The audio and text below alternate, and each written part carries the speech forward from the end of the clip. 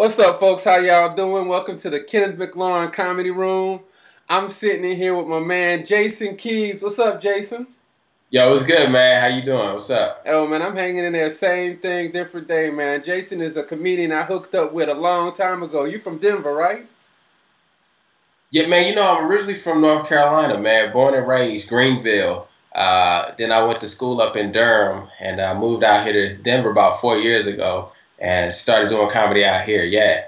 So so Well, Denver's kind of like my home comedy spot, but it's not my home, though. okay, I feel you. And let me go ahead and congratulate you for making it out of Durham alive.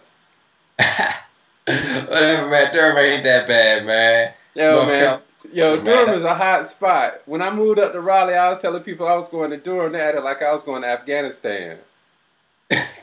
They do act like that, man. They're like, man, I don't want to go out there, man. That's crazy, man. Y'all crazy. They scare me out there. It's ridiculous, but it's like any other city, man. If you don't need to be there, don't go there. You know, just go if you got a reason. Ain't no need for you to be in the middle of the hood for no reason at all than just to drive through. You're right about that, man. The first time I went out there, people started asking for my shit. Be like, hey, man, if you don't come back, can I get your car? Hey, man, can I get your TV? You know, I've been liking them shoes for a while, partner. I was like, damn. That's crazy. Yeah, probably. Folks, I don't know why they so scared of Durham, man. But whatever, man. So, man, how's Denver treating you, man? What's the comedy scene like up there? Man, Denver is really good, man. It's very competitive. We just finished our contest for like the new talent, man. And the first round, they stopped registration at like 144 people. What? Uh, Okay. yeah, so we only had 144 people, but it's close to like 200 and something new talent people out here that's on the open mic scene and doing that, man. So it's a great scene. So the contest, man, it started in the beginning of May, like the first weekend in May, and it just ended maybe like a week or two ago. Last week, actually, yeah, September 7th was the date. What's that So like? yeah, 5 months? no, it was June, July, August, about 4 months. 4 months. Okay. Yeah, yeah, so it just took the whole summer, man, and it was a great opportunity, man. Just so many people were there, and then there's so many funny people, man. We didn't even have a clear favorite this year. So some of the top people that you expected to get to the finals got bumped out, and this new guy Scott Sharp, man, he ended up taking the whole thing, man. He's only been doing comedy less than a year, Oh, so he wow. ended up taking the whole thing, man. And he just kind of came out of nowhere, but yeah, man. So it's just a lot of competition out here. We got plenty of pros that help us out. Comedy Works is a great club that's trying to give back to all the new talent people, man. So yeah, man. It's really a great scene. It's gonna explode, man. And I feel like it is. But we're kind of like that little guy on the map. But we're gonna explode. Oh, man, it's good to hear, man. I love to hear about places that really got a good, vibrant comedy scene where comics can go out and perform and work and whatnot, man. That's really great to hear. Yeah, yeah, because we got a mic we could do probably about at least one night a week, man. Every night of the week we can hit up a mic. It ain't in New York or LA, but for a small town, I mean for like a smaller city, smaller market, man, we're getting up there, man. We putting together a nice solid scene and everybody's pretty much meshing together really good for now. So yeah. Okay. So, how long have you been doing comedy? I've probably been doing it maybe like 2 years, 8 months, or 9 months, something like that. So I'm working on my 3 year mark right about now, and it's been an interesting journey. I tell you that. So Well, I'm going to ask you now, what have been some of the interesting things about it for you? uh, I guess one of the most interesting things about it is self. You learn about yourself. My parents just went to see me perform. They came into town last week, and they saw me perform for the first time. Okay. uh, After all that time. And it's just one of those things where you're used to doing your own thing on the stage and whatever, not caring. Then your parents get into up there, and then all of a sudden you start reverting back to your ways like when you was a kid, and you trying to keep not doing that because like I'm used to doing it this way, and this is who I am as an adult. But then as you know, you got your parents there, you kind of want to go back to reverting, but it just kind of makes you kind of take a stand on who you are, man. You know. Okay. So what's up, man? Are your parents supportive about your comedy? Not at first. That's how it is with I think so many people. Yeah, it's weird. Because when I first said it, when I first told my mom, you know, I told her I went to see D.L. Hughley, and I was like, yeah, I got to go into the green room and meet D.L. Hughley, and she was like, well, how'd you get to do that? I was like, well, I told him I was a comic, and she's like, what? Why you lie to that man? I was like, no, I'm for real. I've been doing comedy for about 4 months now, so. So at first she just was trying to say, well, you know, if you're not funny, she told my sister when she came to my first show, if he's not funny, tell him to, you know, tell him he needs to find something else to do with his life. And but over time, you know, when I started, because I was out of work last year, right, and what ended up happening was I got some road gigs, so I was doing some traveling on the road a little bit, making some extra ends. And when she kind of saw that, she was like, well, maybe he kind of got something. Maybe he does. So like around that time, she started becoming a little more supportive. And then my dad, when he came to the show, man, I just could tell he had a great time. You know, he doesn't say, but I can just see it on his face. He had a great time. So that was good, man. But that's the thing about comedy. It's for the people that aren't in it, they don't understand the process of starting out.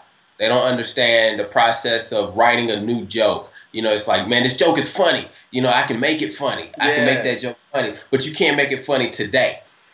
You know, it might take a couple months before you were able to squeeze all the funny out of it. You know, but when somebody sees it for that first time, they'll be like, yeah, I don't think you should do that anymore. You know, and then sometimes you'll have a joke that's funny, but people will still come up and tell you, I don't think you should do that joke. You know, and it's just one of those weird things where everybody's a critic. Everybody thinks you should be somebody that you're not, and they want to put that on you. And that's probably one of the things I tire the most of comedy is when people try to put other people's comedy on me. You know what I'm saying? I just want to be who I am on stage, and it's the same person that I am off stage. You know, I mean, I cuss right then, but I don't cuss in life. You know what I'm saying? I don't really cuss in real life, so I'm not going to cuss on stage. But I do talk about pussy, so I talk about pussy on stage. You see what I'm saying? So however I respond off stage, that's how I want to respond on stage. So when people meet me, they won't be like, oh, he's just a totally different person. I want people to be like, nah, that's the same cat I met. You know, he just does his own thing, and that's really what I want to put forth with who I am. But people don't see that, man. They just see the shell. They see the show. They see the act, and they think that's who you really are. Right, most definitely, man. It's hard to differentiate between the persona on stage and the man who's actually walking the streets. What is it that you've learned in your 2 years and 8 months of doing comedy that's affected you the most, that had the most positive influence or impact on what you do?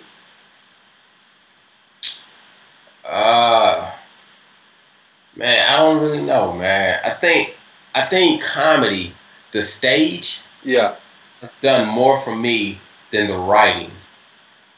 You know what I'm saying? Like I love writing. I love coming up with new material, but pulling it off on the stage is probably the best thing that could ever happen to me. So doing stand-up makes you feel like, nah, my opinion matters, and I can actually say that to people. You know, I can talk to people about how I feel. You know what I'm saying? I feel you on that one. So what's been your best stand-up experience? Like the high of coming off of a good show is unreal. Like I did a show at Comedy Works for the contest, and it was just one of those things where you're just firing on all cylinders. You know, like everything is just going just right where you want it. Your setups are getting laughs. Yeah. You know, then your punchlines are getting laughs, and then you gotta wait for people to stop with the applause break, and I think that's bigger than any of my like I've had some guest sets for like Tony Rock and Dean Edwards and stuff, but as fun as those were, man, it was cool, but I think it was just one of those ones where it was a night that like probably nobody was at. You know what I'm saying? Just that audience there, and just, you know, nobody really watching that you knew, but everything was just going like perfect, you know. And it's something that really happened recently. Okay. That kind of humbled me a little bit. Phil Palisol. I don't know if you've ever heard of him. Very funny guy, man. He tours all over, been on TV and all of that, and he was here in Denver at our new talent night, and he was just doing one of his sets, and I had went on earlier in the night, and one of my jokes is about Chinese people, and you know, like it was like karate chop, you know what I'm saying? Talking about how people can, like white people can disrespect anybody, and they just walk with the Chinese people, karate chop, and so I'm just kind of sitting in the back watching the show, and then Phil Palisol gets up there, and in his style, he's looking at his notes, and he's like, I just heard the funniest thing the other day. And he's like, y'all want to hear it? It's like, karate chop, karate. And I felt humbled for a pro comic, you know what I'm saying, to kind of look at me and be like, man, you're funny, man, and I like what you're doing. I like your writing, so keep it up, man. So I think that was probably one of the more humbling and probably one of the highlights. Now, on the flip side, what's been your worst comedy experience? Oh man, worst comedy experience. Think getting blackballed out of a club, man. Like blacklisted a little bit. Yeah, you know, because like I said, I had that guest set, you know, for Tony Rock. You know, Tony Rock asked me to come open, you know, do a guest set for him, you know. Right. And so I meet Tony Rock at the show Thursday, whatever. He's busy. He's doing his own thing. One of my boys at work knew Tony Rock. Well, his cousin knew Tony Rock, and he told his cousin about me and stuff. And so his cousin was like, yeah, Tony wants to meet you. Come on out to the club, you know, Saturday night, and we'll introduce you. So I went out to the club, met Tony Rock again. He was like, oh, man, it's you? He's like, oh, man, definitely, man. Come on, man. Let's hang out. He's like, man, I'll put you on my show tomorrow night, man, if you want. So I was like, cool, man, we'll do that. And then he was like, yeah, so I got you, man. So just come on out. And I was like, look, man, I'm gonna hit up the booker. I mean, not the booker, but the manager. Let the manager know that you asked me to do it, and you know what I'm saying. And he's like, nah, man, don't even worry about that, man. I got you, man. I got you. Don't, like I said, you on. So, you know, being a young comic, man, I was only like a year and a half in. So, you know, I'm like, all right, cool, we can do this. And ended up getting to the club, man. Everybody was pissed at me. All the workers, the manager, she was pissed at me and all of that. And she didn't even want to talk to me. You know what I'm saying? Because I'm trying to talk to her, talk about the situation. She didn't even want to talk to me, hear none of that. And I was just like, what in the world? And then, you know, and then Tony Rock didn't quite explain it to her how it happened. And so she was looking at me like I was in the wrong. But what ended up happening was the dudes that introduced me to Tony, they called into the club and said, oh, Jason Keys is going on tomorrow. We need tickets. You know what I'm saying? Yeah. So it just made me look completely bad. Like I'm going through the back door to get into the club. Like I'm doing all this. And it's like, man, I'm not even doing that, man. I just got asked by Tony Rock to do a guest set. Who wouldn't turn that down? You know, nobody would not turn that down. So yeah, man, long story short, man, I ended up finally talking to her, and she was like, all right, well, we can get this settled. She was like, you know, that's fine. I'm not keeping you out of my club, but needless to say, she stopped any type of contact with me after that. So, so I couldn't get in there. So now I guess my advice for anybody new that's starting out, man, I ain't been in it long enough, but if you ever get a guest set on a show, make sure it's okay with the club first. First thing you do, make sure it's okay with the club. Don't just take another comic's word for it, but make sure, even if they are a professional headliner, you know, with credits under their name, and they've been on HBO, they've been on, you know, Showtime, Comedy Central, whatever, Comic View, I don't know, anything. Don't take their word for it. Always talk to the manager of the club. Always. Because what's going to happen is when that comedian leaves, the manager of the club is still going to be there. And that's the person you're going to have to deal with. Exactly, exactly. So that's just. I mean, I learned. You know, it's water under the bridge. Good thing it happened at a year and a half, 2 years in. You know what I'm saying? I got plenty of time to make that up. That's no big deal. Yeah. You know, but it happened like 10 years in or something like that. Oh man, that could be detrimental setback. You know. So So you talked about the Denver competition. What do you feel about competitions in general? I'm not a fan. All Not a right. fan. And part of the reason why I'm not a fan is because even after a show like that, man, it's like you could have done your best. You could have got the crowd. You could have been all on top of it, but they only got 3 judges, and one of those That's judges it. didn't like you. You know, That's it. so that's 30. That's 33% of the audience. You know that you really, if you really look at it, they're so. I don't like it because it's really subjective what comedy is. Who are some of your comedy influences? Comedy, man. If I could even write out a list, I listen to a lot of comedy, man. So here's what happened when I first started. I've always been a huge Chris Rock fan. Chris Rock was the first comic to ever get me. You know what I'm saying? Yeah. Like I liked Sinbad. Like Sinbad was really funny. Like my mom watched Sinbad. I watched all his specials and stuff, and I laughed. But it wasn't until I watched Chris Rock, Bigger and Blacker, that I was just like completely hooked on Chris Rock. I was like, man, Chris Rock is the funniest thing ever. Like nobody could tell me otherwise. But definitely, I watched the Eddie Murphy Raw and Delirious. I watched Pryor. You know, most of those. The Live on the Sunset Strip. I watched Yeah. that one. I in concert. You know what I'm saying? I watched that one. In concert, it was just great. Like I'll watch that every day now. Dave Chappelle Okay. and and I still think Killing Them Softly is his best one, All right. hands down. As a black comic, you watch black comedians. You know what I'm Right. saying? Uh, but you can't block yourself into that. You got to step outside and you got to start watching other comics, man. I'm gonna tell you somebody who I like a lot. Emo Phillips, Okay. comics from the '80s. You know what I'm saying? Yeah. I love his delivery. I love his timing. I love his turn of phrases. And just listening to that, it brings another side to your comedy Right. that you wouldn't necessarily get from black comics. Because black comics, they're funny because we're performers. Right. You know what I'm saying? Black comics are really performers, and I love that aspect of it. But if you watch a lot of the white comics, you get some that are great performers, but a lot of them are very clever, very intelligent, and they bring a different side to it. So when you can bring both of those elements to your show, you can bring something bigger and better than anybody, you know what I'm saying, else can. So you have to be able to study both. You can't pigeonhole yourself into just being like, well, I'm black, so I'm gonna do the black comedy thing. It's like, all right, man, do it, do those nigga rooms and go on about your business. You know what I'm saying? Or you could complete comic, you know what I'm saying, Yeah. and learn how to be clever, learn how to talk about issues that are harder, you know what I'm saying, like tackle some tough issues, but at the same time be clever about it. Don't just go and bash, like, oh, I'm just gonna bash white people. No,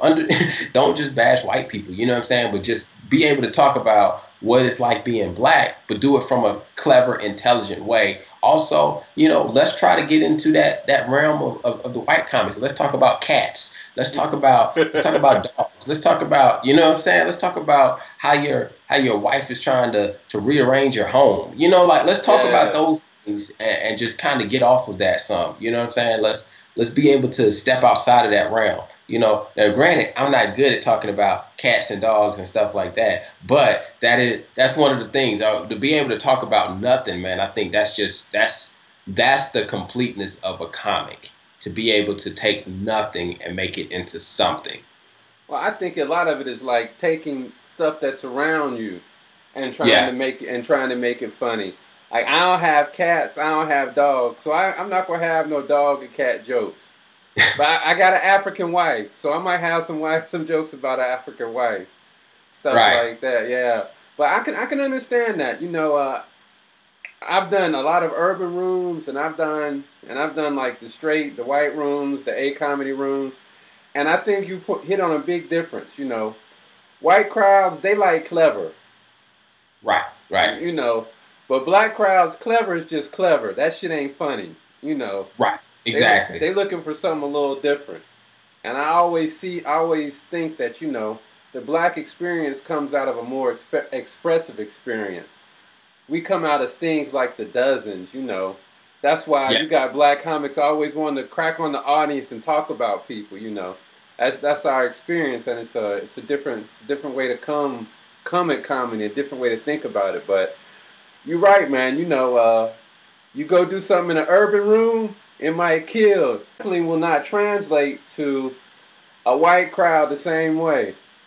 Yep. Exactly, man. Exactly. And it's amazing because, but sometimes and this is what I'm trying to get to the point of understanding, man. Chris Rock said something in an interview one time, man. He was like, if only smart people get your shit, it ain't that smart. You know what I'm saying? So, and it has to translate, and that's the tough thing, man. I got this joke, man, and I've done it in front of black crowds, I've done it in front of white crowds, and it just depends, man, because it's not a consistent joke, but I like to do it because I just think it's clever, I think it's funny. What the joke is, I think crack was just an excuse for gay men to suck dick, and and it's just one of those jokes where like sometimes it's just like completely destroys a room, and other times it just completely falls flat. And that's not be like, oh, the white room it falls flat and in the black room it gets a laugh. No, both times. You know what I'm saying? So it's one of those jokes where it requires, it's clever, but at the same time it can be too clever or it can be too off-putting. And that's just the thing with the comedy, man, and that because so many people are we're poor, we're sad, we're, you know what I'm saying, and we Yeah. need that we need that, we need that comedy genius coming from somebody to help us relieve that sadness in life. Hey, man, where can people find you on the internet? Look me up Facebook, Jason Keys, 2 E's, Keyes, on Facebook. Look me up there. I got a couple clips on YouTube. Check those out. Check out the newer ones first, because the older ones are garbage. Uh, we all got to start somewhere. You know what Most I'm saying? definitely, man. Most definitely.